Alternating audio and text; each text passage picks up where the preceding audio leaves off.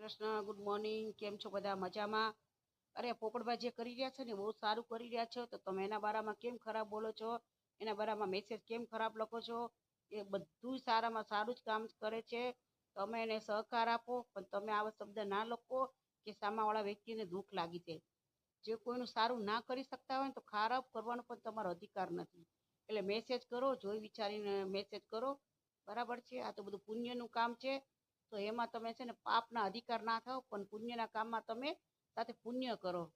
બરાબર છે? એટલે મારી એક જ વિનંતી છે કે હવે આવા મેસેજ તમે ના લખતા. એમને પૈસા લેવાની કોઈ ગણતરી નથી. પૈસા લેવાની ગણતરી હોય ને તો એમને કોઈ બિઝનેસ બીજો કર્યો હોત, જે આ ના કર્યો હોય. ગરીબોની સેવા કરે છે, ગરીબોનું ધ્યાન રાખે છે.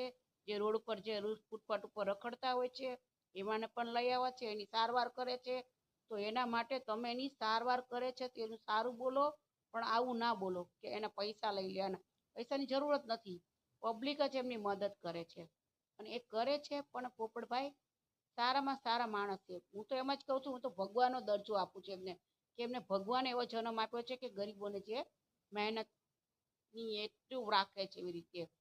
એટલે એક જ વિનંતી છે કે પોપટભાઈના બારામાં આવું તમે ખરાબ ના બોલશો. સારું બોલાય તો બોલો, ના બોલાય તો કોઈ વાંધો નહીં, પણ મેસેજ સારા લખો.